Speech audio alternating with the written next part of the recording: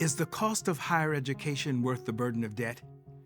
Today, over 20 million students are enrolled in U.S. colleges, and many face the heavy load of student loans. But why is higher education so expensive? And how did we get here? America's modern higher education system began taking shape over a century ago.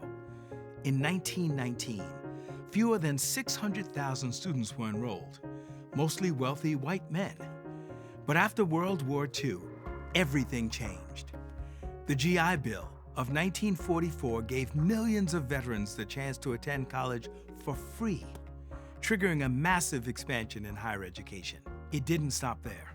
The 1950s and 60s brought more change, with Brown versus the Board of Education in 1954 and the Higher Education Act of 1965 opening doors for more students of color and women. With more students attending college, costs stayed relatively low. But in the 1980s, things took a turn. State funding for colleges was slashed, and the tax revolt of the Reagan era forced states to raise tuition. Students had to rely more on loans to cover rising costs. By the early 2000s, tuition had skyrocketed. The rise of for-profit colleges made things worse. As online education grew, for-profit schools took a bigger share of student loans and loan defaults.